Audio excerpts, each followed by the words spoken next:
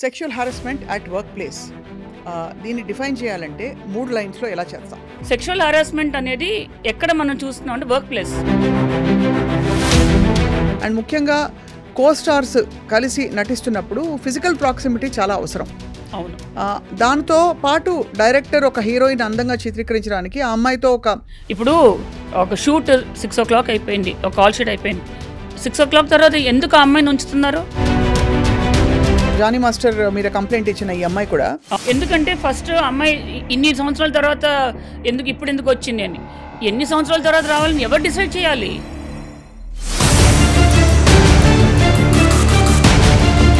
అన్ని సంవత్సరాలు తన కాంటాక్ట్లో లేకపోయి ఉంటే అదొకలా ఉండేది.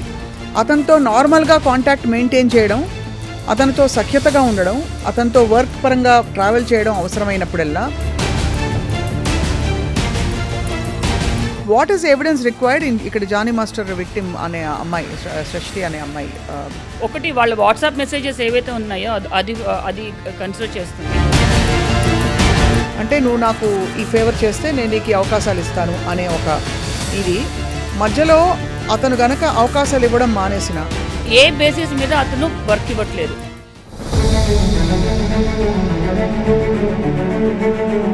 వైఫ్ అనే అమ్మాయి సుమలత గారు, ఆవిడ ఆవేదన ఆవిడది. అంటే ఆవిడ బయటకు వచ్చి ఈ రిలేషన్షిప్ని నేను ఆపే ప్రయత్నం చేసే దీనిలో నేను ఇరుక్కుపోయానని ఆవిడ చెప్తున్నారు.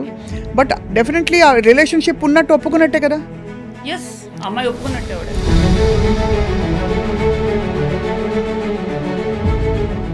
అందరికీ రేపు వాళ్ళ ఆడపిల్లలు బయటకు వెళ్తే ఇప్పుడు ఎవరెవరైతే పర్పెట్రేటర్స్ ఉంటారో వాళ్ళ ఇళ్లలో అందరికీ చెల్లెళ్ళు ఉంటారు.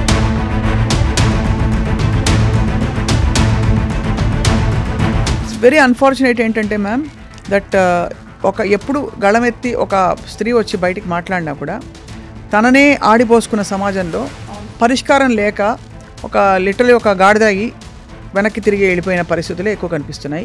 బికాజ్ మీ టూ క్యాంపెయిన్లో చాలా పెద్ద పెద్ద సీనియర్ పీపుల్ పేర్లు బయటకు వచ్చాయి. ఇంతవరకు ఎవరికి తెలియదు వాళ్ళ మీద ఏం యాక్షన్ తీసుకున్నారు, అది ప్రూవ్ అయిందా లేదా? Is it not the systems responsibility to? ఇప్పుడు చూసాం కదా, ఈ అమ్మాయి కూడా నోరు మూసుకోవడానికి కారణం ఇన్నేళ్ళు ఏంటంటే మళ్ళీ తనకు అవకాశాలు రావు, వర్క్ రాదు, తను దీన్నే నమ్ముకుంది కాబట్టి.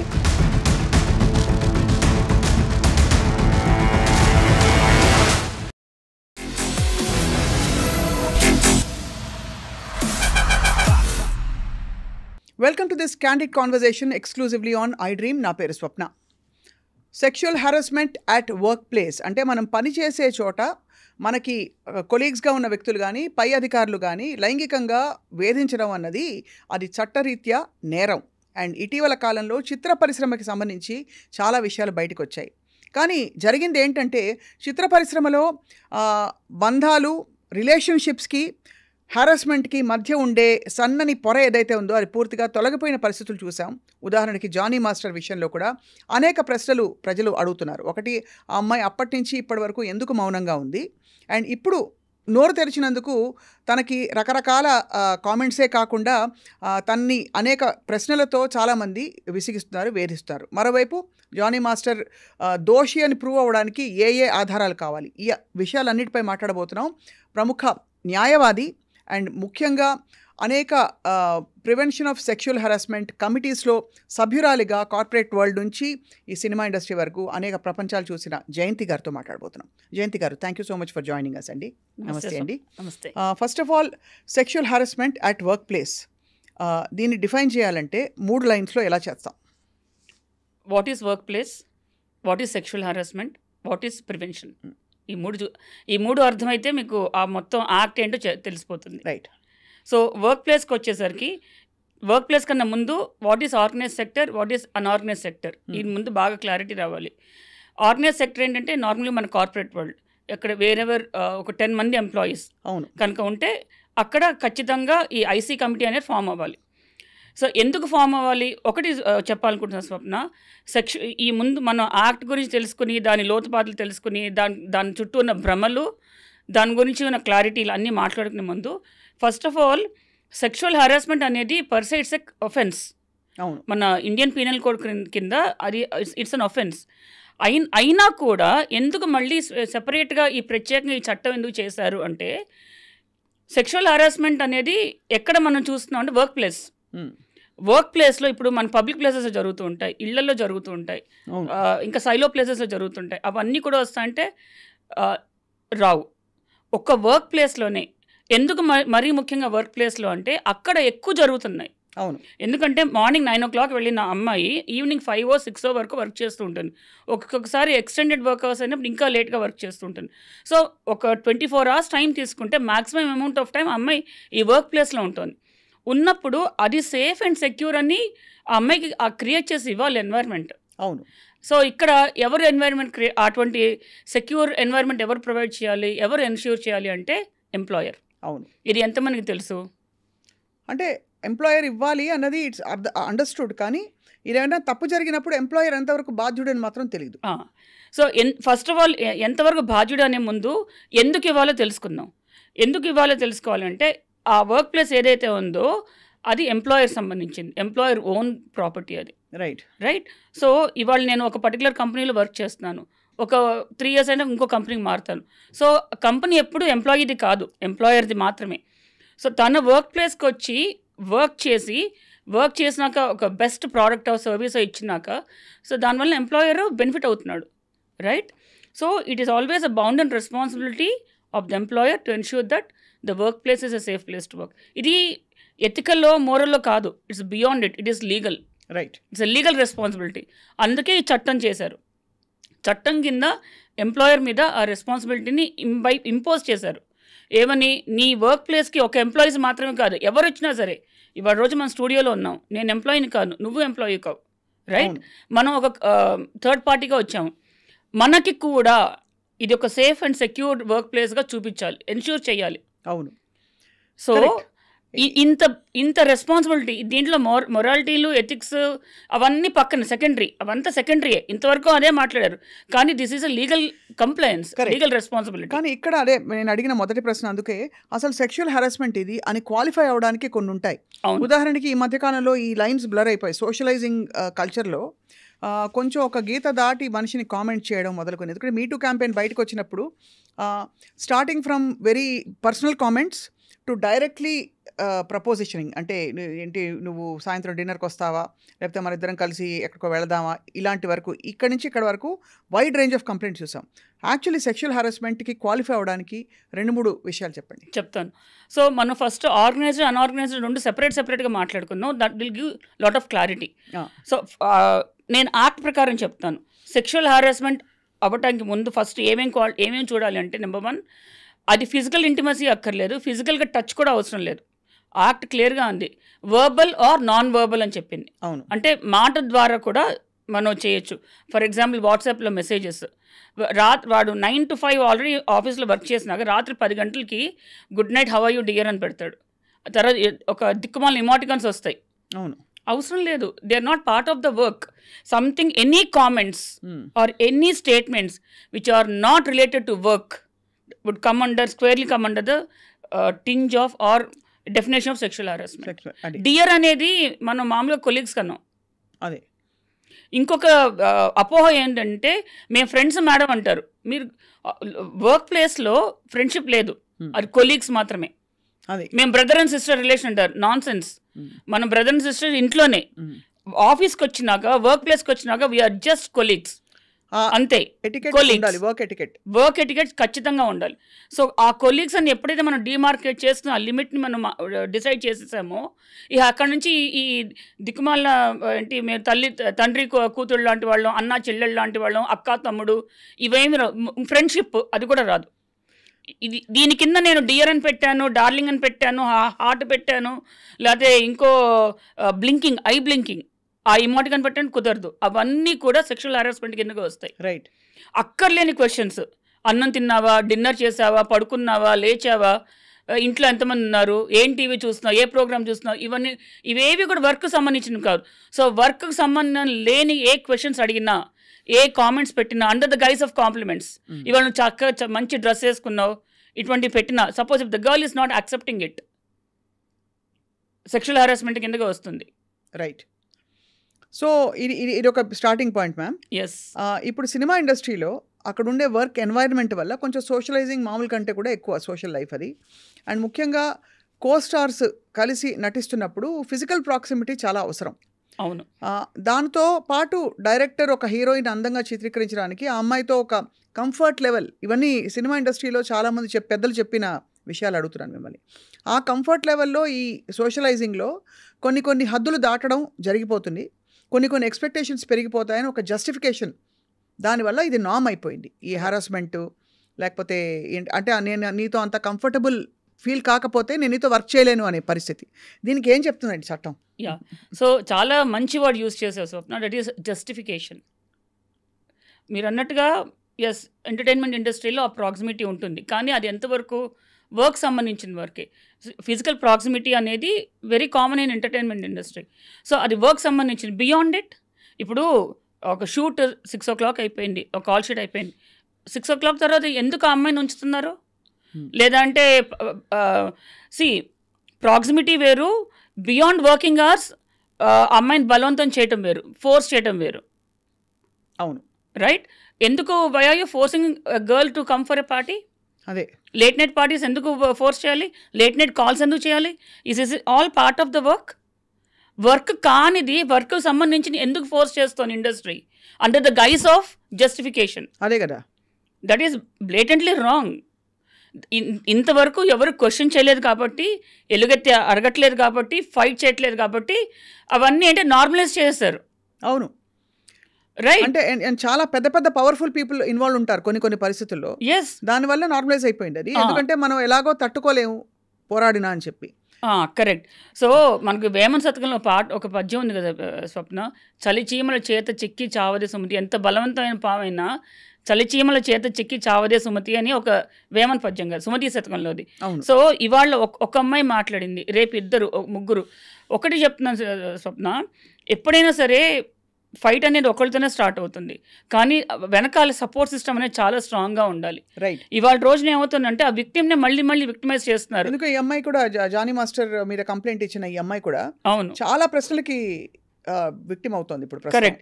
ఎందుకంటే ఫస్ట్ అమ్మాయి ఇన్ని సంవత్సరాల తర్వాత ఎందుకు వచ్చింది అని, ఎన్ని సంవత్సరాల తర్వాత రావాలని ఎవరు డిసైడ్ చేయాలి?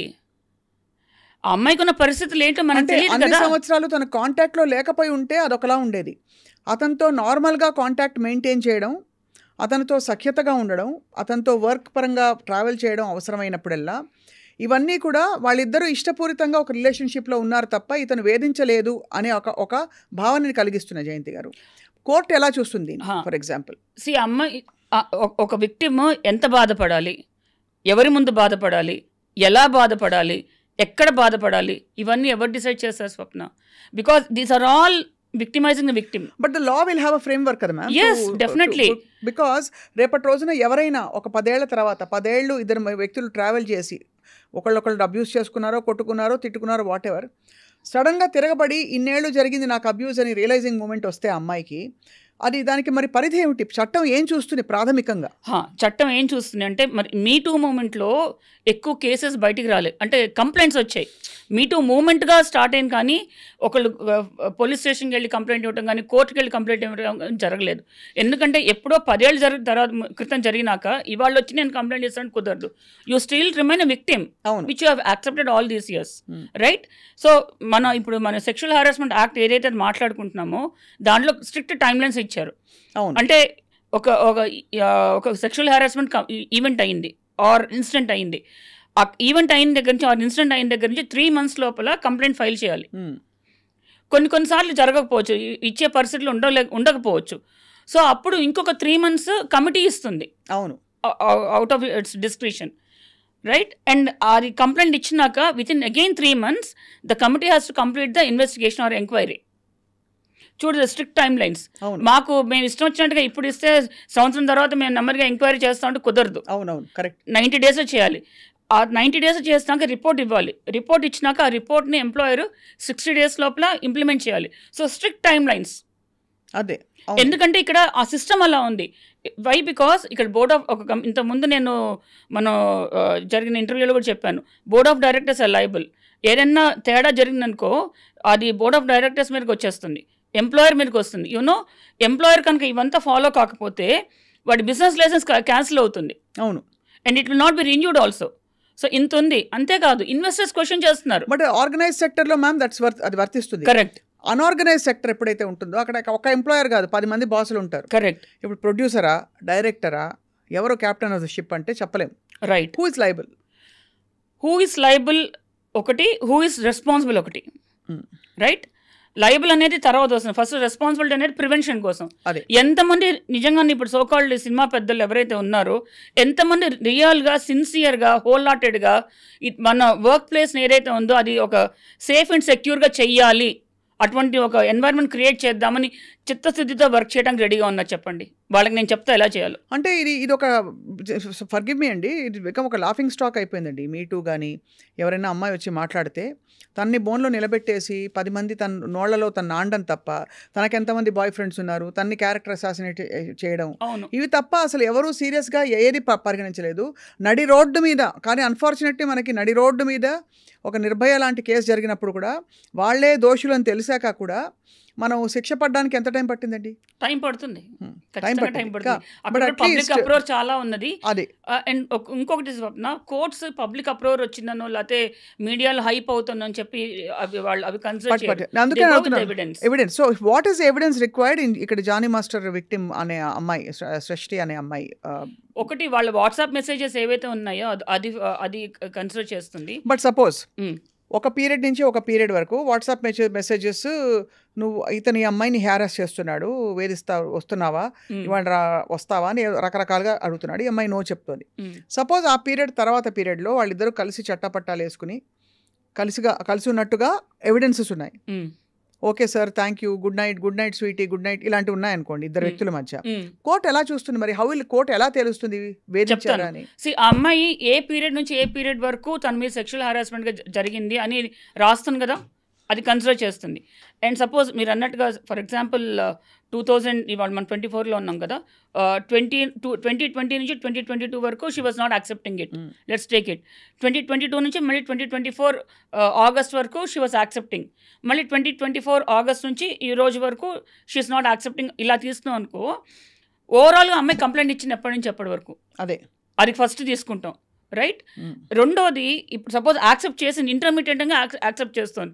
What were the conditions for her to force her to accept it? So ఆ టైంలో చుట్టుపక్కల ఉన్న వాళ్ళ ఎవిడెన్సెస్ కూడా కలెక్ట్ చేస్తారు. చుట్టుపక్కల ఉండే, so for example A has complaint on B, ఆ ఏతో పాటు ఆ టైంలో ట్రావెల్ చేసిన వాళ్ళు కావచ్చు, అలాగే క్లోజ్ ఫ్రెండ్స్ అని చెప్పేవాళ్ళు చేస్తారు. సో వాళ్ళ విట్నెస్ చాలా ఇంపార్టెంట్, ఖచ్చితంగా చేస్తారు. అలాగే ఎవరి మీద అయితే కేసు పెట్టారో ఆ వ్యక్తి తాలూకు అదర్ కొలీగ్స్ ఉంటారు కదా, ఇతను చాలా మంచివాడు కాదు అని చెప్పేవాళ్ళు, అవి కూడా కన్సిడర్ చేస్తున్నారు. అందరివి కన్సిడర్ చేస్తారు, అందరివి తీసుకుంటారు.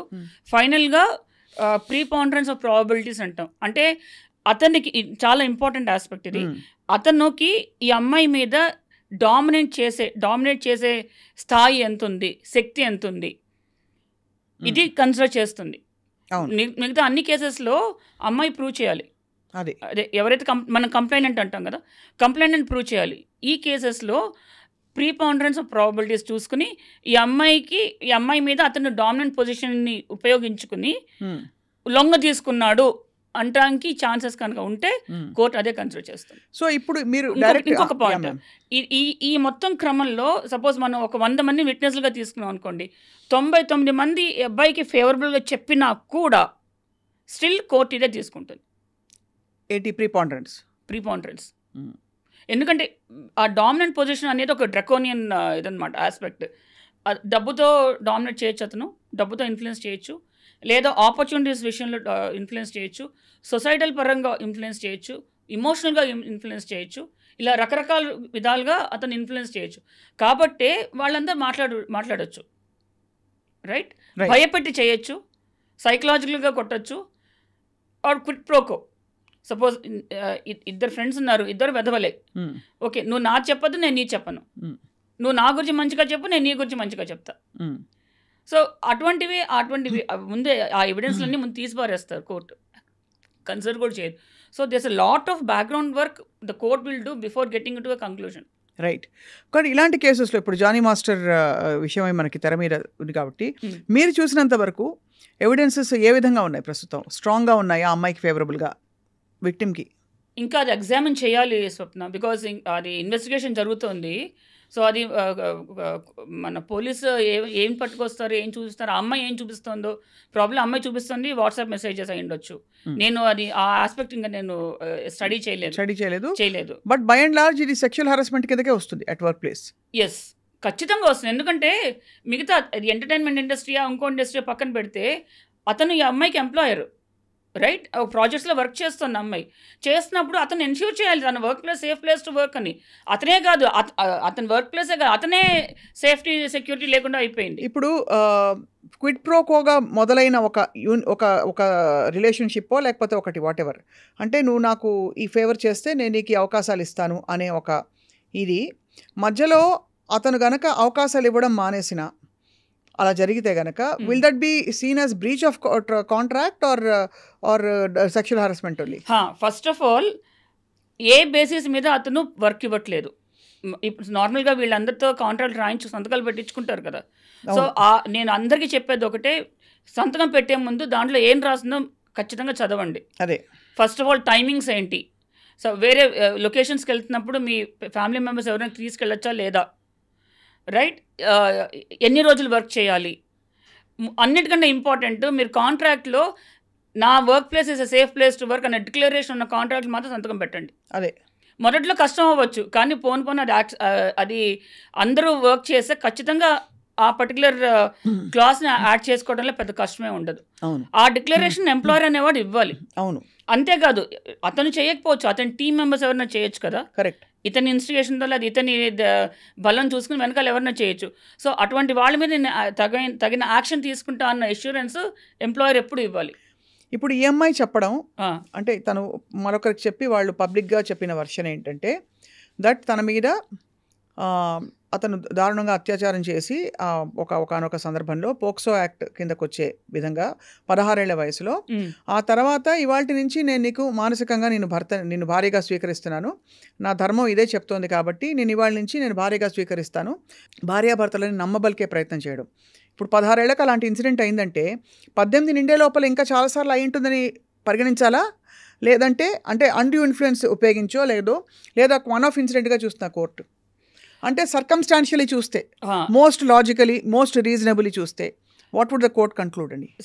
ఇక్కడున్న డామినెంట్ పొజిషన్ ఏదైతే ఉందో నిజంగా అటువంటి అన్డ్యూ ఇన్ఫ్లుయెన్స్లో తీసుకుని అతను అటువంటి కైండ్ ఆఫ్ ప్రామిసెస్ అష్యూరెన్సెస్ ఇచ్చి నమ్మబలికి అమ్మాయిని కానీ లొంగ తీసుకుని ఉంటే, that to when the girl is below 16 years, right? అందుకే సెక్షన్ 5 రెడ్ విత్ సెక్షన్ 6 కింద ఎఫ్ఐఆర్ రిజిస్టర్ అయింది అతని మీద, right? It is a continuous offence of rape. అది కంటిన్యూస్ అఫెన్స్ ఆఫ్ రేప్ అంటారు, రైట్? అండ్ అంతేకాకుండా it's aggravated sexual penetrative sexual assault. So చెప్పడం అంటే అర్థం ఏంటి? ఈవెన్ వాళ్ళు ఫైల్ చేసిన దీంట్లో రిమాండ్ రిపోర్ట్లో కూడా ఈ పాయింట్స్ రాశారు, right? Section 5 red with section 6 of POCSO act అని. అంటే it's a continuous sexual assault, rape. దాన్ని ఆల్మోస్ట్ ఇప్పుడు వైఫ్ అనే అమ్మాయి సుమలత గారు, ఆవిడ ఆవేదన ఆవిడది. అంటే ఆవిడ బయటకు వచ్చి ఈ రిలేషన్షిప్ని నేను ఆపే ప్రయత్నం చేసే దీనిలో నేను ఇరుక్కుపోయానని ఆవిడ చెప్తున్నారు. బట్ డెఫినెట్లీ ఆ రిలేషన్షిప్ ఉన్నట్టు ఒప్పుకున్నట్టే కదా. ఎస్, అమ్మాయి ఒప్పుకున్నట్టే ఆవిడ. సో ఇక్కడ ఇష్టపూరితంగా జరిగిన, బలవంతంగా పాష్ కింద జరిగినా కూడా, అదే సెక్షువల్ హరాస్మెంట్ కింద జరిగినా కూడా 18 ఏళ్ళ లోప అమ్మాయితోటి ఒక రిలేషన్షిప్ పెట్టుకోవడం ఆఫెన్సే కదా. ఖచ్చితంగా offence. Indirectly the wife has actually almost Born witness that this relationship was on. Is that right ma'am? ఇప్పుడు పాపం ఆవిడ ప్రయత్నం చేసుకుంటాను తన ఫ్యామిలీని, తన సంసారాన్ని. అంటే ఆవిడకి నిజంగానే అంటే it's a very tough situation she's in అండి పాపం. బికాజ్ ఆవిడ ఒకవైపు ఆవిడని దుమ్మెత్తి పోస్తారు, బట్ అక్కడ ఆవిడ కూడా విక్టిమే. మరో కోణ నుంచి ఆవిడ విక్టిమే కదా. She is a victim. అండ్ ఈ అమ్మాయిని ప్రొటెక్ట్ చేయకుండా అతన్ని ప్రొటెక్ట్ చేసి అతని సపోర్టివ్గా మాట్లాడుతుంది, ఇంకొక సెట్ ఆఫ్ పీపుల్ కూడా దుమ్మెత్తిపోస్తున్నారు మీడియాలో. నేను ఇంత గుచ్చి ఎందుకు అడుగుతున్నానంటే జయంతి మ్యామ్, ఒకటి చట్టాలు ఉంటాయి, చట్టాల ఫ్రేమ్వర్క్లో ఒక హ్యుమానిటేరియన్ కన్సిడరేషన్, సర్కమ్స్టాన్షియల్గా దాన్ని చూడడం, దాని ఎసెన్స్ ఆఫ్ ఇట్ చూడడం అనేదే గౌరవ న్యాయస్థానాలు చేస్తూ వచ్చి వాళ్ళ వందల వేల కేసులు సాల్వ్ చేస్తూ వచ్చాయి. ఈ క్లిష్టమైన కాంప్లెక్స్ కేసుకి దీనికి ఏంటి పరిష్కారం అని ఆలోచిస్తున్నాను. దీనికి పరిష్కారం నాట్ జస్ట్ నేను ఒక వన్ వర్డ్లో వన్ సెంటెన్స్ చెప్పలేను స్వప్న. కాకపోతే ఇది ఇప్పుడు ఇంకా రెడ్రెసల్ లెవెల్కి వచ్చేసింది, అంటే జరిగిన నష్టం జరిగిపోయింది. సో జరిగిన నష్టాన్ని ఎలాగ తగ్గించుకోవడానికి వీలుంటుంది, ఫ్యూచర్లో ఇటువంటి ఇన్సిడెంట్స్ జరగకుండా ఏం చేయాలి అంతే. సో నేను మీ ఎంటర్టైన్మెంట్ ఇండస్ట్రీలో మాట్లాడతాను. నేను చెప్పినట్టుగా ఇందాక మనం అనుకున్నట్టుగా this is not an organised sector, correct, highly unorganised sector. ఎంతంటే మనం ఒక ఘోరమైన అన్ఆర్గనైజ్ సెక్టర్ అని చెప్తాను నేను, వర్స్ట్ అన్ఆర్గనైజ్ సెక్టర్.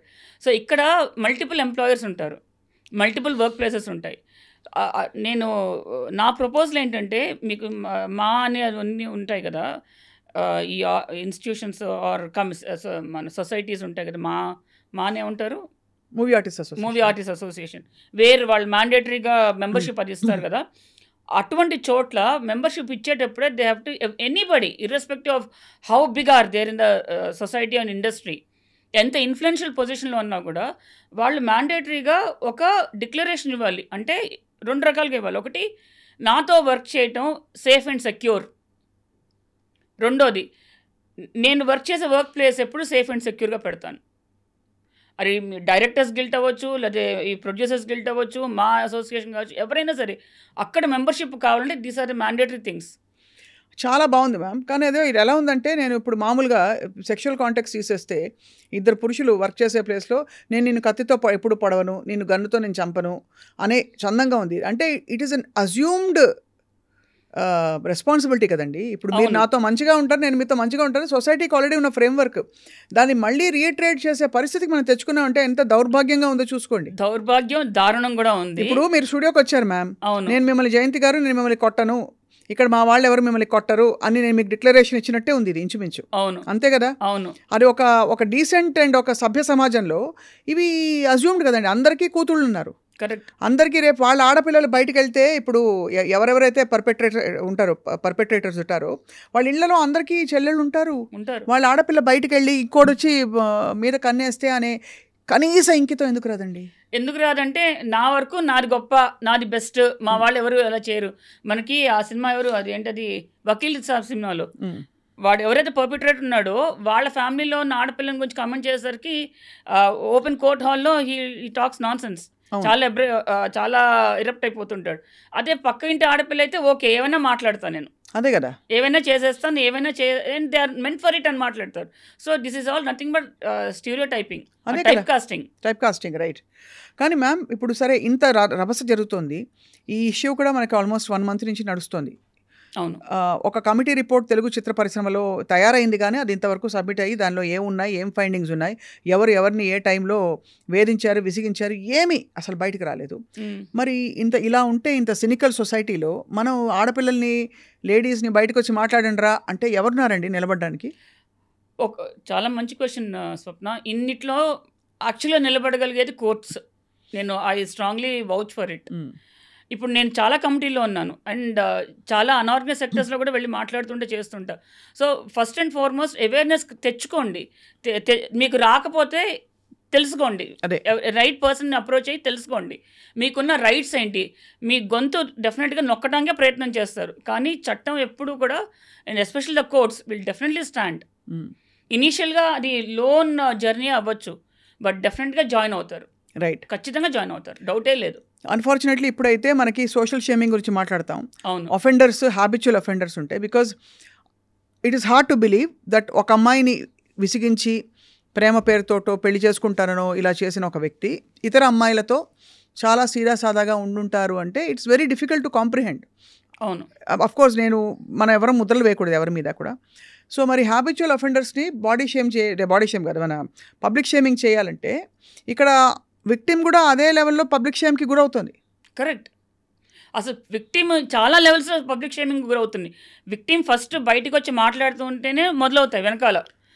నిన్నే ఎందుకు అన్నాడు, నీ వెనకాల ఎందుకు పడ్డాడు, మిగతా అంతమంది ఉండగా నీ వైపు ఎందుకు చూశాడు, నువ్వేం తప్పు చేశావు, ఫస్ట్ ఇక్కడ నుంచే క్వశ్చన్ స్టార్ట్ అవుతాయి. బట్ ఒక పర్టికులర్ దీని కింద కోర్టుని ఆశ్రయించి నా గురించి మాట్లాడకూడదు అని ఒక స్టే తెచ్చుకునే అవకాశాలు ఉంటాయి కదండి. తప్పకుండా, ఎస్.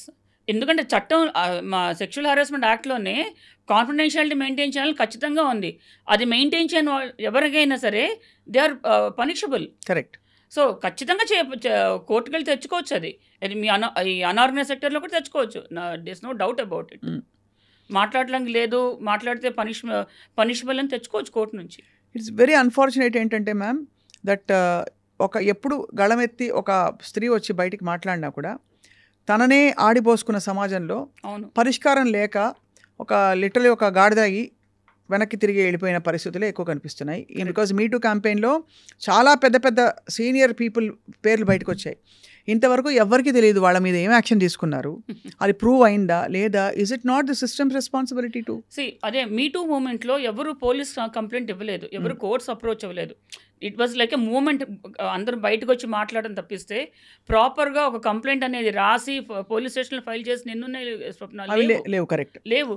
సో లేనప్పుడు పోలీసులు ఏ బేసిస్ మీద వచ్చి అరెస్ట్ చేస్తారు, లేదా ఎఫ్ఐఆర్ రిజిస్టర్ చేస్తారు, ఏ బేసిస్ మీద వచ్చి ఇన్వెస్టిగేషన్ చేస్తారు. సో ఎప్పుడైనా సరే మనం విక్టిమ్ అయిన అనుకున్నప్పుడు మనం we have to go and file the complaint. అది సిస్టమ్, అది ప్రాసెస్. అది రైట్. మీడియాలో రావడం ఒక ఎత్తు, మనం కోర్ట్స్ని అప్రోచ్ అవ్వడం ఒక ఎత్తు. సో కోర్ట్స్ని అప్రోచ్ అవ్వాలి, అప్పుడే కదా పనిష్మెంట్ అనేది పడేది. కరెక్ట్. లేదు అంటే ఈ పబ్లిక్ షేమింగ్ అనో లేదా బాయ్కాట్ అనో ఇది స్టార్ట్ చేయాలి, బ్యాన్ చేయడం అనో ఇది స్టార్ట్ చేయాలి. ఇది ఇండివిజువల్ ఆర్గనైజేషన్స్ లైక్ మా ఆర్గనైజేషన్ కానీ, లేకపోతే ఈ డైరెక్టర్స్ గిల్డ్ కానీ, లేకపోతే ప్రొడ్యూసర్స్ గిల్డ్ కానీ, వీళ్ళు యాక్షన్స్ తీసుకోవాలి. క్రిమినల్ సైకాలజీ ఫర్ ఎగ్జాంపుల్లో అంటే క్రిమినల్ సైకాలజీ వింగ్ ఒకటి పెట్టి ఎవరెవరైతే అఫెండర్స్గా, రేపిస్ట్గా లేదు ఇతర కాంటెక్స్ట్లో ప్రూవ్ అయ్యారో వాళ్ళని కూర్చోపెట్టి వాళ్ళని ఇంట్రాగేట్ చేసి తెలుసుకోవడం అవసరం. నువ్వు ఏమనుకుని ఈ క్రైమ్ చేసావు, ఎవరికి దొరకనులే అనా, లేదు దొరికినా కూడా ఏముందిలే మేనేజ్ చేసేసుకోవచ్చు, నాకు కనెక్షన్స్ ఉన్నాయనా, లేకపోతే నిజంగా నాకు ఆ అమ్మాయి అలా కనిపించింది, అలా అవైలబుల్గా కనిపించిందనా, ఏమిటి అని చెప్పి. బికాజ్ దట్ విల్ డిక్టేట్ రేపటి అబ్బాయిలని ఎలా పెంచాలి, ఏం చెప్పి పెంచాలని చెప్పి. ఇవన్నీ కాదు స్వప్న, ఐ జస్ట్ డోంట్ కేర్. ఆడది ఒక విలాస వస్తువుగా చూడబడిన రోజులు ఇది జరుగుతుంది. She's just for time pass. ఇప్పుడున్న ఫిల్మ్ ఇండస్ట్రీలో ఎన్ని సినిమాల్లో, ఎన్ని మూవీస్లో గర్ల్ని నిజంగా ఒక రెస్పెక్టబుల్ పొజిషన్ చూపిస్తున్నారు. అదే on the scale of 10 hardly 1 or 2 అంతే కదా. ఆ తర్వాత మళ్ళీ అటువంటి మూవీస్ చేసినాక మన దగ్గరే ఉన్నారు. తర్వాత ఏ హీరో పక్కన రావండి. అదొక పెద్ద ఇప్పుడు చూసాం కదా, ఈ అమ్మాయి కూడా నోరు మూసుకోవడానికి కారణం ఇన్నేళ్ళు ఏంటంటే అదే మళ్ళీ తనకు అవకాశాలు రావు, వర్క్ రాదు, తను దీన్ని నమ్ముకుంది కాబట్టి.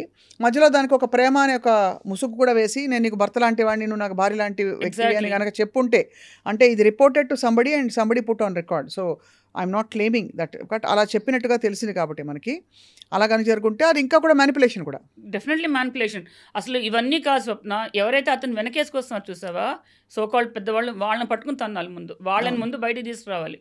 ఏ బేసిస్ మీద అతన్ని సపోర్ట్ చేస్తున్నారు, ఎందుకు సపోర్ట్ చేసిన వాళ్ళకి ఫ్యామిలీస్ అంటే ఎందుకంటే ఇన్ ఆల్ ఫేర్నెస్ మ్యామ్, ఇంతవరకు అది ప్రూవెన్ కాదు కాబట్టి until proven guilty every citizen is deemed innocent in the eyes of law అంటాం కాబట్టి ఇది చట్టపరంగా శిక్ష పడలేదు, అతను దోషిగా ఉండలేదు కానీ నిందితుడు మాత్రమే అంటున్నారు. అంతవరకు ఉంటే పర్వాలా, కానీ దానికోసం అని అతని మీద ఆ పర్టికులర్ క్రైమ్ ప్రూవ్ కాకుండా ఉండటానికి ఎవిడెన్స్లు తుడిపేసేసి, మేనేజ్ చేసేసి, మ్యానిపులేట్ చేసేసి ఇవన్నీ చేయడానికి రెడీ అయితే మాత్రం ఖచ్చితంగా గాడిదలను తిట్టాలి మనం అంతే. కానీ అదే అమ్మాయిలు నిజంగా ఆడపిల్లలకి రక్షణగా నిలవాలంటే ఇంకేం చేయాలి జయంతి గారు చెప్పండి. ఫస్ట్ లాట్ ఆఫ్ యూనిటీ అనేది ఉండాలి స్వప్న. అవును, అది చాలా ఇంపార్టెంట్. ఇవాళ రోజున చూడు, అతన్ని సపోర్ట్ చేస్తున్న వాళ్ళు, ఈ అమ్మాయిని బ్లేమ్ చేస్తున్న వాళ్ళు మగవాళ్ళు కన్నా ఆడవాళ్ళు ఎక్కువగా ఉన్నారు. మీరు సోషల్ మీడియా ఓపెన్ చేస్తున్నా, ప్రొఫెషనల్ జెలసీస్ ఉంటాయి కదా మ్యామ్, ఖచ్చితంగా ఉంటాయి. అంటే కొరియోగ్రఫీలోనే ప్రొఫెషనల్ జెలసీస్ ఉన్న వాళ్ళు ఉంటారు, బయటకు వచ్చి మాట్లాడి తగిలితే తగిలిందిలే ఒక దెబ్బ అని. ఎగ్జాక్ట్లీ. అండ్ అమ్మాయి ఇద్దరిలో కలిగి అమ్మాయి వల్నరబుల్. అవును, she's just started her career. అతను ఆల్రెడీ సోకాల్డ్ వెల్ ఎస్టాబ్లిష్డ్. ఇది అంటే మనం ఈ ఎగ్జాంపుల్ మాట్లాడుకుంటున్నాం కూడా చెప్తున్నాను. సో అటువంటి చోట ఆ అమ్మాయికి అన్లెస్ ఎవ్రీబడి స్టాండ్ టుగెదర్, ఇదే నాకు జరిగితే ఎలాగ రేపు ఎవరొచ్చి నిలబడతారు, ఎవరైనా నిలబడాలంటే నాకు సపోర్ట్ సిస్టమ్ ఉండాలి కదా. అవును, ఎల్లకాలం నేను అదేంటది కాంప్రమైజ్ కాలేం కదా. అవును. So one point of time ఏదో టైంలో బయటకు వచ్చి మాట్లాడినప్పుడు నాకు సపోర్ట్ సిస్టమ్ ఉండాలి. కాబట్టి let's go hand in hand అన్నది most important and most wanted. And people are busy actually దీనికి హెడ్డింగ్లు పెట్టుకుంటూ, ఇది రిలేషన్షిప్పా, ఇది అఫైరా, ఇది లవ్ జిహాదా, ఇది కాస్టింగ్ కౌచా, ఇది ఇంకోటి ఏదో సెక్షువల్ హరాస్మెంట్ అట్ వర్క్ ప్లేసా, దీని హెడ్డింగ్ పెట్టుకుని people are not able to see అమ్మాయి ఎమోషనల్గా ఎంత సఫర్ అయి ఉంటుంది over the last few years.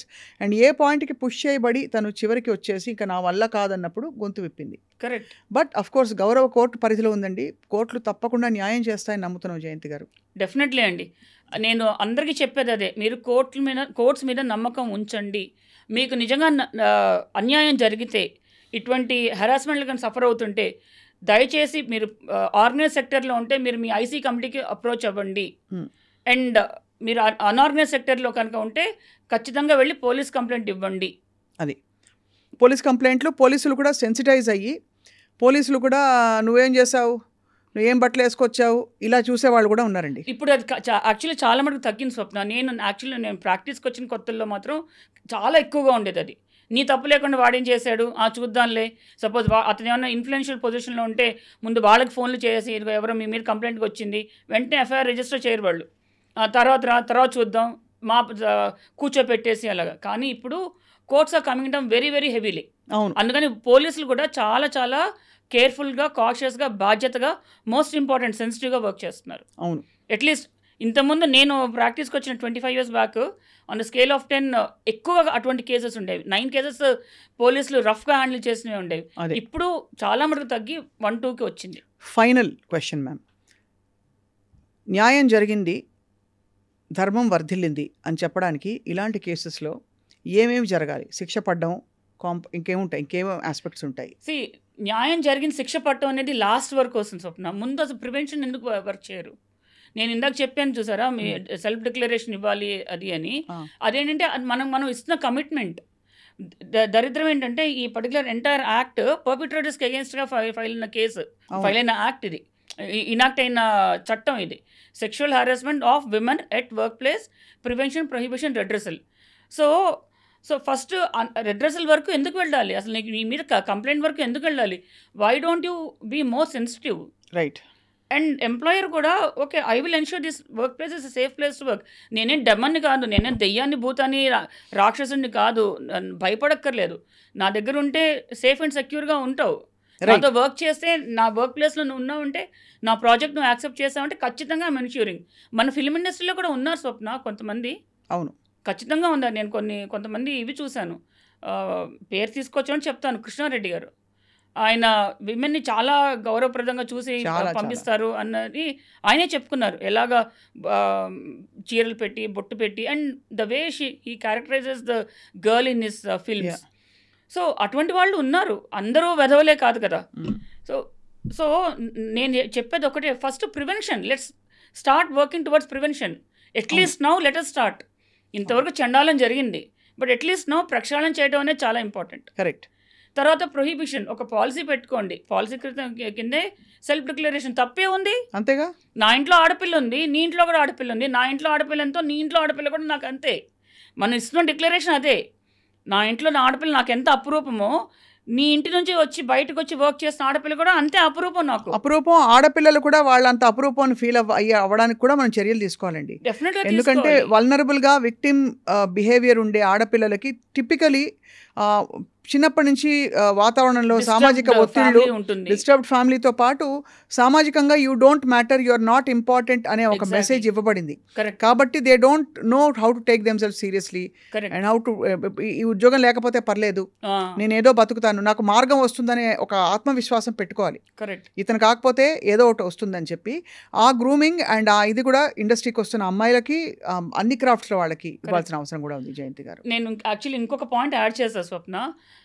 ఈ ఉద్యోగం నాకు అక్కర్లేదు అంటే, this is not that I'm not eligible for it. If I'm eligible, I still continue to work and ensure that నా work place is safe place to work. అంతే. దానికి తగ్గట్టుగా tough అవ్వండి, స్ట్రాంగ్ అవ్వండి. అవసరమైతే లాగి ఒకటి కొట్టడానికి కూడా రెడీగా ఉండండి. రైట్. నాకు అది మీకు ఇంతవరకు ఎవరు చెప్పుండకపోవచ్చేమో, that is called as right of self defence. అవును. ఒక పరిధి దాటి లోపలికి ఆ లిమిట్స్ అనేది దాటి వస్తే కనుక, when you say no, still they somebody encroaches at limit, అది ఖచ్చితంగా మీ రైట్ ఆఫ్ సెల్ఫ్ డిఫెన్స్ని వాడుకోండి. అది. వీటితో పాటు ప్రెడేటరీ బిహేవియర్ ఒక మగవాడిలో ఉంటే, అతనితో కలిసి వర్క్ చేసేటప్పుడు ఐసోలేటెడ్ ప్లేసెస్కి వెళ్ళకపోవడం, ఇటువంటి సహజమైన జాగ్రత్తలు తీసుకోవడం, యుక్తిని యూజ్ చేయడం కూడా నేర్చుకోవాలి ఎస్. ఆడపిల్లలు. దాంతోపాటు మీకు ఆకై అని మనకి సైబరాబాద్ పోలీస్ కమిషనర్ ఒక యాప్ ఇచ్చింది. Hawk HAWK hawkeye EYE very extremely excellent app అది. అది మీ అందరి యాప్ మీ మొబైల్స్లో పెట్టుకోండి, డౌన్లోడ్ చేసుకోండి. మీరు అనుకోని విధంగా ఏదైనా సెక్లూడెడ్ ప్లేసెస్కి వెళ్ళవలసిన పరిస్థితి వస్తే ఖచ్చితంగా యాప్ని వాడండి. Police will come back to you, will approach with in no time. Right. Jayanthi garu, చాలా enlightening and very bold open discussion మీతోటి ఇవాళ. తప్పకుండా ఇది తరచూ ఇలాంటి డిస్కషన్స్ మనం చేయాలి. ముఖ్యంగా అంటే బయట జరిగే చట్టాలు ఇవన్నీ అవి వాటి పని అవి చేసుకుంటున్నా కూడా ఆడపిల్లలు కూడా తమ రక్షణ కోసం వాళ్ళు పాటుపడాలని చెప్పి కోరుకుంటూ మీకు ధన్యవాదాలు. నమస్కారం అండి. నమస్తే స్వప్న.